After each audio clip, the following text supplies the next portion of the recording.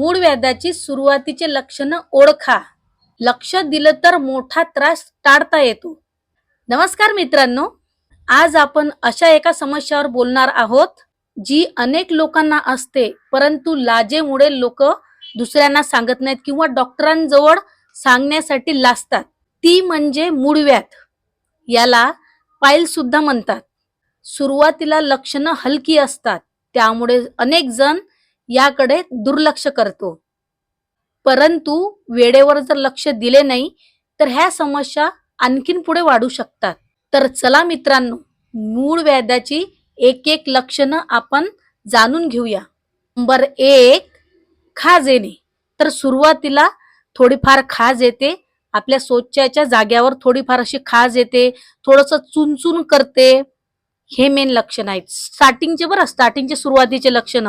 खाज येणे, त्या जागी चुनचुन होणे किंवा असा थोडाफार त्रास बी होते. बसता पण येत नाही. बरं, सुरुवातीला बसता पण येत नाही, पण आपल्याला काही समजत नसते की बा हे होऊन कशामुळे राहिलं आहे ना. तर हे लक्षण स्टार्टिंग वाले असतात. बरं. नंबर 2, गाठ येणे.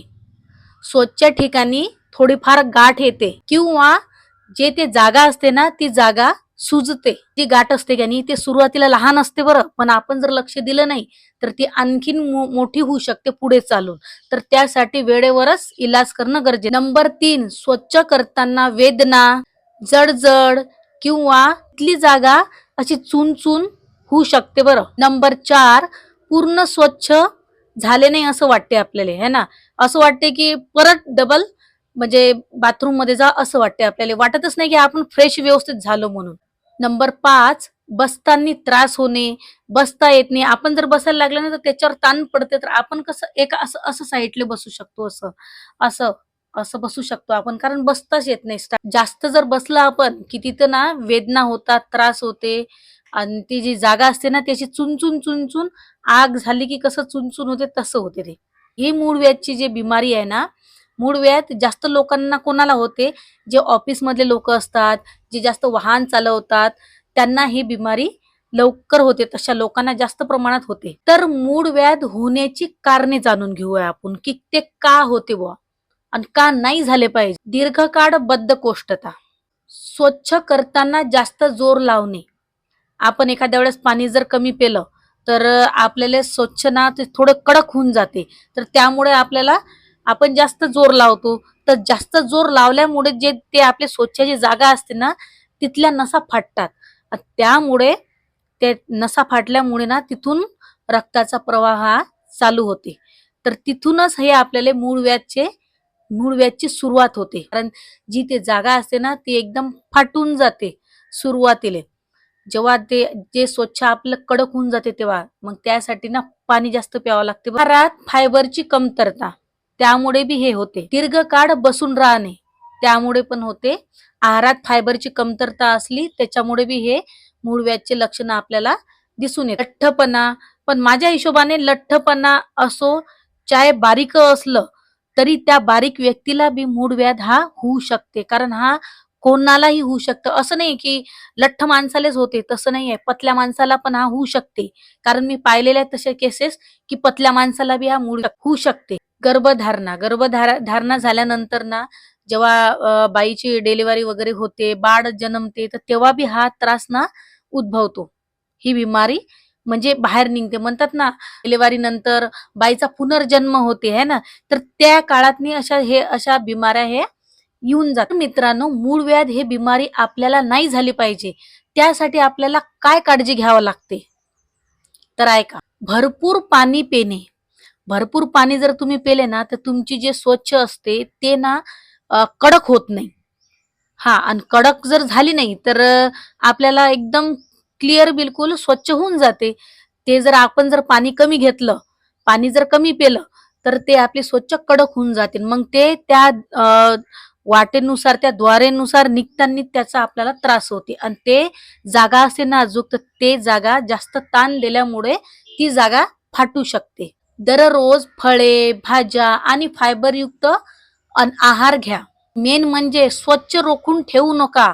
रोखल्यानेही हे त्रास उद्भवतात. नियमित चालणे किंवा हलका व्यायाम करणे, 15 ते 20 मिनिट करू शकता तुम्ही. जास्त जर होत नसेल तर थोडाफार हलका व्यायाम करा.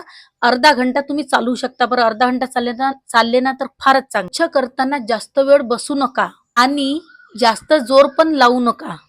हा, जास्त जोर लावल्याने हे त्रास उद्भवतात. तर हे जर लक्षणं आपल्याला दिसत असतील, कारण सुरुवातीला तर आपल्याला समजतच नाही की हे आपल्यासोबत काय होऊ राहिलं. आपण दुसऱ्यांना सांगत बी नाही, शेअर बी करू शकत नाही. डॉक्टरांजवळ जायची बी आपल्याला लाज वाटते. तर डॉक्टरांकडे जाण्यासाठी लाजू नका. जे बी काही तुम्हाला बिमारी वगैरे असेल अशा संदर्भात, मूळ व्याध संदर्भात, तर तुम्ही अवश्य मोठ्यांचा सल्ला घ्या.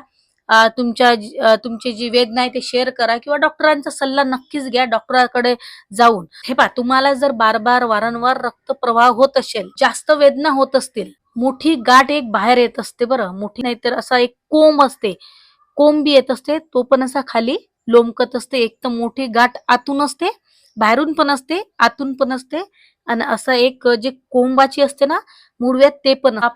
ताप, अशक्तपणा जर येत असेल तर तुरंत डॉक्टर जवळ जा, है ना. लक्षणं जर तुमचे समजा काही दिवसात जर कमी नसतील होत, तर स्वतःहून औषध कधी घेऊ नका. डॉक्टरकडे जा, डॉक्टरांचा सल्ला घ्या, डॉक्टरले दाखवा, डॉक्टरनं जे मेडिकल दिलं ते घ्या. त्यापेक्षाही पहिले कन्फर्म करा की मूळ व्याधच आहे म्हणून, नाही तर अशा बिमाऱ्या अनेक होऊ शकतात बरं. असं नाही की ब्लड निघते म्हणून हे मूळ व्याधच असू शकते. मेन म्हणजे पहिले सुरुवातीला डॉक्टरला दाखवा, काय आहे काही नाही कन्फर्म करून घ्या. मूळ व्याध जर असेल तर तुम्ही आयुर्वेदिक पाला तुम्ही घेऊ शकता, है ना. आयुर्वेदिक औषधं भेटतात, त्या तुम्ही घेऊ शकता. कारण हा अनुभव ह्या बिमारीला मी फेस केलेला आहे, म्हणून जो माझा अनुभव आहे मी तुम्हाला सांगते. आणि यामध्ये ना चावल अजिबातही खाऊ नका. मुळे ना जे आपले स्वच्छ असते ते कडक होते. बेसन झालं, चावल झालं, हे अजिबात खाऊ नका त्या परिस्थितीत.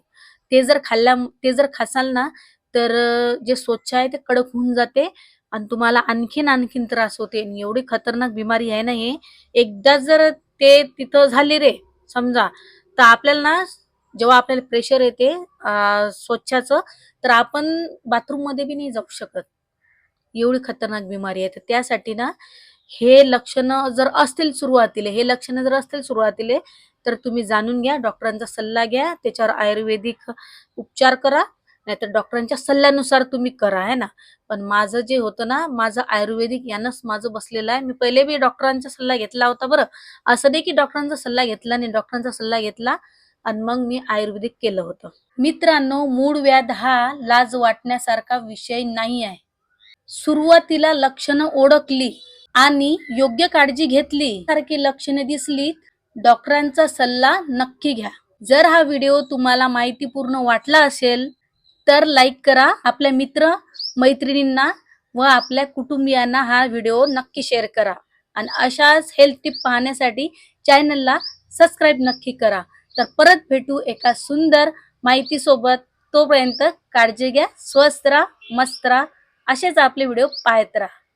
जय हिंद, जय महाराष्ट्र.